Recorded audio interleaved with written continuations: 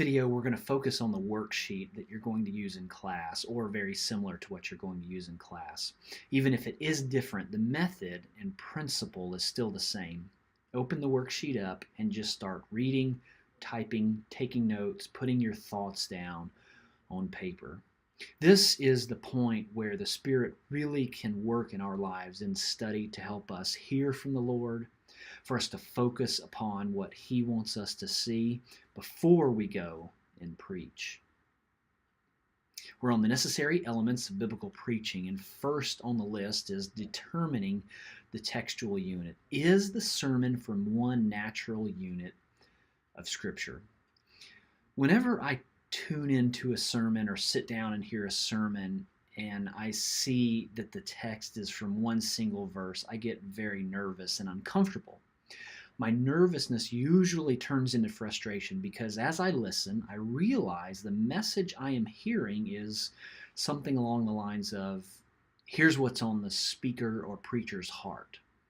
I love to hear good communicators. I love to hear good speakers. I subscribe to TED Talks for this very reason. But the issue with preaching is that I'm really not concerned about what is on the speaker's heart. I'm not concerned about what is on the preacher's heart. I'm concerned about what God wants me to hear from the text through the preacher. One of the most common objections I hear at this point in the process is, well, the Spirit led me to this. That's very, very subjective. Interpretation in and of itself is somewhat subjective. And furthermore, can the Spirit not lead us in study? Most of the time, the Spirit-led me approach is really a cover-up for the inability to prioritize, strategize, and possibly an engagement of laziness. I realize I'm being direct in this video on this topic, but this is near and dear to my heart. Biblical preaching is saying what the text has said after God has dealt with the preacher on the topic. The basis of where this begins is in the study, and the study begins through a proper selection of a correct unit. You miss the correct unit of Scripture, and you can say whatever you want to say. If you want to see this in action, watch a late-night talk show where the talk show host takes something from a politician, takes a sentence or two and rips it out of context and builds a straw man case to then basically tear down that politician.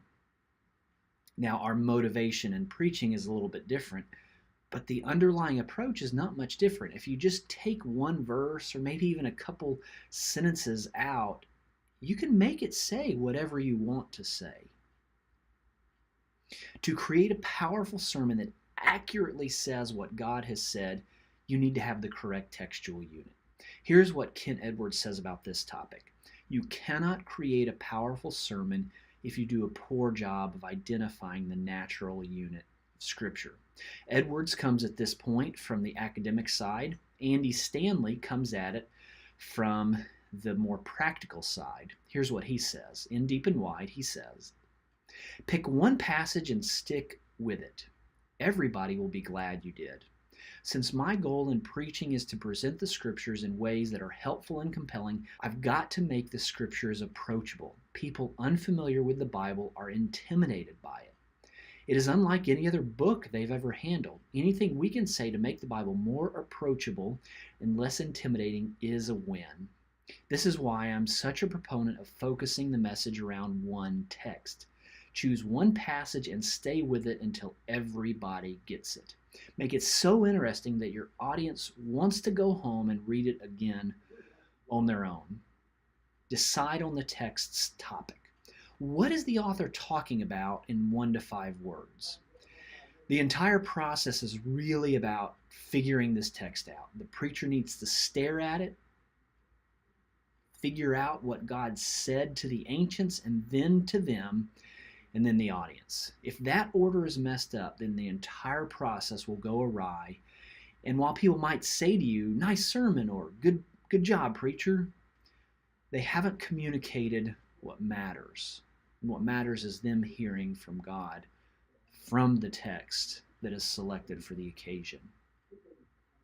I'm not going to spend a lot of time discussing the topic because I've written about it in my chapter in Serving the Word. First, sermons are long and boring when a preacher does not stay on topic. If a preacher desires sermons that seem short and are powerful, focus on one single topic. See Haddon Robinson's opening story in all 3 editions of Biblical Preaching.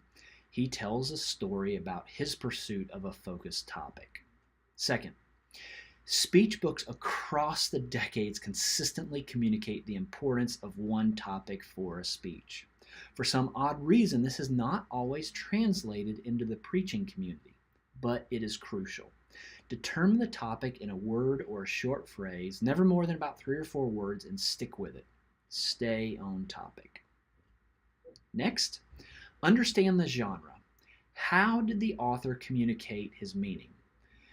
Genre. When you listen to a country song, and you should every day, what do you expect? A story, some twang, a relationship gone bad. The definition of a country song is this: 3 chords and the truth. But without doing any research, folks know what to expect with a country song. The same is true for hip hop, 80s, R&B, and so on.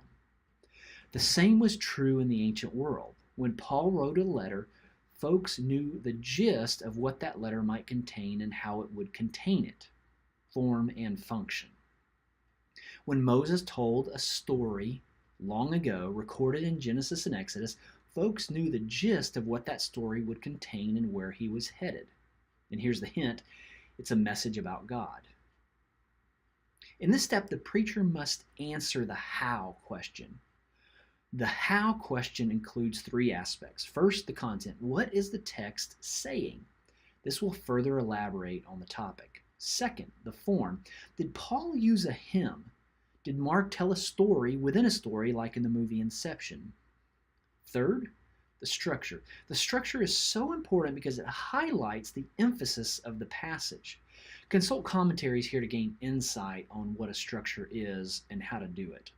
Andres Kostenberger says this: if we have done our job in exegesis, we have our outline. It is the literary shape of the text. Since literary shape is determined by the genre, we will examine the process genre by genre. As the preacher, as you work through the genre and identify a structure, you will learn something about what God is saying and how he said it. Next, focus the theology. What does the passage say about God? I'm going to start with a few quotes. I've got several, so hang on.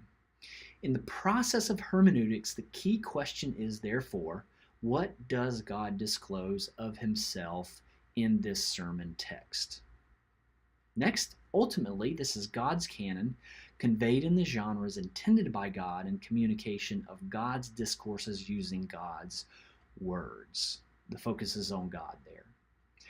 The passage concentrates especially on Moses' need for reassurance. The hero of the story, in other words, is Yahweh, not Moses. That comes from Doug Stewart in his commentary on Exodus from the New American Commentary series. I could go on here, but I think you get the point. The point of preaching is to reveal God and Jesus to the audience. That's why we do it. I love self-help books and information, but I always get bored after about 20 pages or 15 minutes because I'm learning on a human plane. As helpful as that is, humanity's issues are spiritual. That's God's realm. God communicates best to our souls. So, we must address what the text says about God. This occurs through making the topic into a complete sentence called the textual thesis statement. Write the textual thesis statement. What was the text's historical message? Just like in a college essay, write a thesis for your sermon. It must be clear. It must be focused. For example, here's my textual thesis statement for Deuteronomy 22. Moses told Israel to build a parapet around the roof when they were building to maintain a healthy community through safety. A parapet is a little guardrail. Notice a few important issues here with this textual thesis statement, and here it is again. Moses told Israel to build a parapet around the roof when they were building to maintain a healthy community through safety. Notice this. Number one, the statement is in past tense. That's why this is called the textual thesis statement. We are summarizing the statement using past tense language. When this is ignored, sermons and their messages are skewed. Second, the sentence is not incredibly long and wordy. It could be longer. It could be shorter. We'll shorten it when we get to the log line below. Third, the sentence is restating the message of the text. It's not hard to do, but many texts are hard to figure out. You're just summarizing the text in past tense language. Once the textual thesis statement is identified, and that identification must be something that if Moses, Paul, or Jeremiah were listening, they would say, yes, that's what I said, good summary. Then the historical thesis statement is transferred to present tense. Transfer the sermon thesis statement. What is the text's message for the preaching context? Here is the textual thesis statement for Deuteronomy 22. Moses told Israel to build a parapet around the roof when they were building to maintain a healthy community through safety. Let's transfer it. God's people should take appropriate precautions in work, lives, homes, and careers to maintain a healthy and safe community of faith. You take the ancient truth and you make it contemporary. Then you shorten it. This is called the log line. Create the log line. What memorable phrase gets at your thesis and the text? My sermon thesis statement is God's people should take appropriate precautions in our work, lives, homes, and careers to maintain a healthy and safe community of faith. My log line is safety supports faith. You notice how I went from about 15 words to 3. Safety supports faith. Now, if that sentence seems unclear, that's okay. That's the point of preaching. For the next 20 to 45 minutes, I preach on that one sentence. I don't say anything that does not relate to the log line. Next, we move to relevance. Determine the relevance of the sermon. Why does what the text said matter today? I'm standing in the lunch line at Biola University in La Mirada, California. I had just preached right before lunch. I had poured my heart out, but I realized I didn't connect. Something was missing. It was for class, and I still wanted to do a good job. Behind me stood my friend Greg in the class. I asked him, I heard the critique, but something was missing. What was missing? Help me figure this out.